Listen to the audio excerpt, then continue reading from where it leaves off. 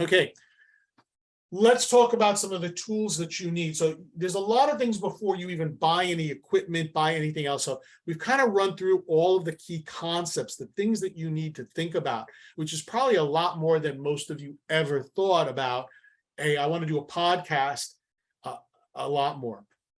And by the way, talking about timing and podcasts, and this is something I want to mention earlier, the average channel, the average podcast channel usually has about 35 episodes, which means that someone decided, I want to do podcasting, and the average number out there is 35.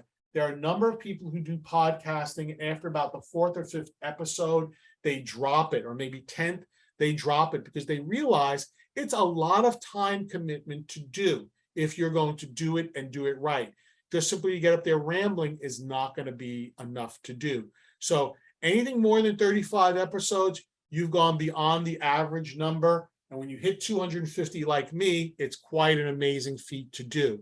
So what are some of the tools that you need? The first tool is you're going to need first thing that you need to get, if now you're going to need to start to spend some money, is you need a hosting platform. Someone who's going to host or hold or put your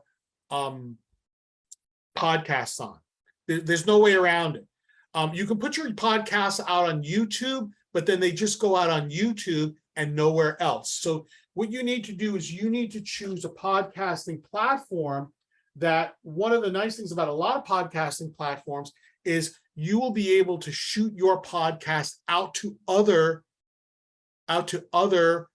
sources. Like I do Podbean, and that's the one I use, but they also allow me to feed my podcast to iHeartRadio, Apple, Spotify automatically. I need to do nothing else. So when I publish, let's say 6 o'clock on a Tuesday morning, usually within a couple of minutes after that, it's now out on Spotify, iHeartRadio, Apple, and a whole bunch of others.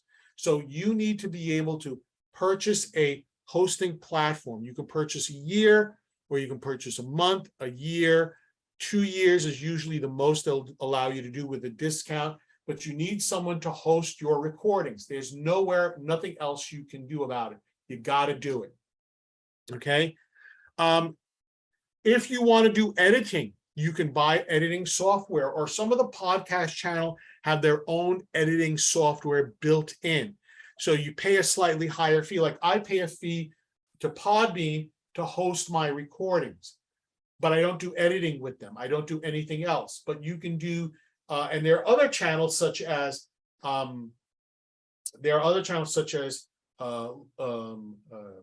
Fireside, Verbal, Libsyn, Podomatic, SoundCloud. These are a number of other hosting platforms, and some of them have editing software. You pay a little bit extra per month, and you have the ability to edit all of your podcast episodes. So that's something you can think about. Or if you don't want to do it, you can hire someone to do it. There are a number of small companies in the DMV or individuals who may want to do a little work on the side. Hey, here's my podcast.